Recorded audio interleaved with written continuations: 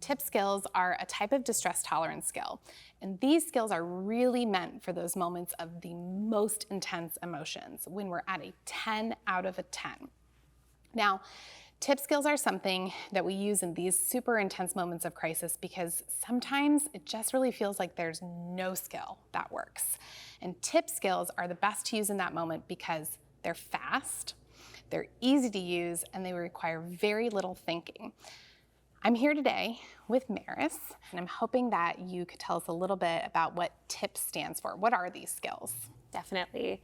So the T stands for temperature, the I is for intensity, the P is for paced breathing, and then the second P is for progressive muscle relaxation.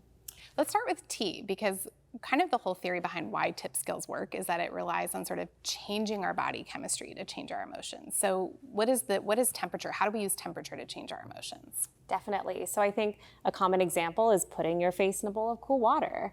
And I think that can definitely be something that kind of shocks you a little bit, but in a helpful way that maybe helps you break out of the maybe intensive emotion cycle you've been in.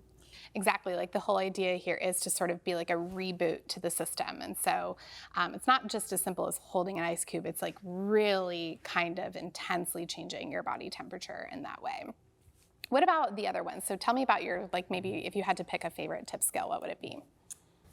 I am a big fan of paced breathing. I think it's something where if I really do get myself into the physical practice of slowing down, it does actually help my thoughts and my racing mind slow down as well. And it's something that I just know I can do, even if it feels like it's not going to solve everything all at once. It's one small thing I can do. Yeah, and a great way to start to pace out your breathing is by using counting, right? Mm-hmm. So it's not just taking deep breaths, it's sort of like inhaling to a count and exhaling to a count, and really trying to get that exhale nice and slow and drawn out.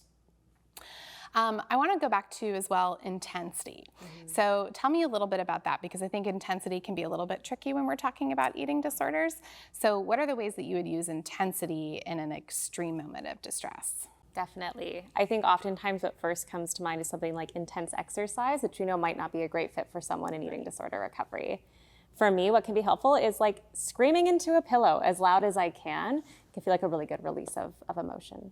That's a great example. So just kind of a big burst of energy, a short burst of energy. I've also heard patients talk about sort of like sometimes like really nice deep stretching could do that too. Or if you're the kind of person that's okay with touch, maybe something like a hand massage or a foot massage in those moments. Again, trying to tap into your physical body to change what's going on in your mind and with your emotions. Yeah, definitely. I'd encourage you to try these skills out, especially if you are having moments where your emotions just seem really overwhelming and there's nothing else that works. Pull out a TIPP skill. You might find that it's really quick and effective.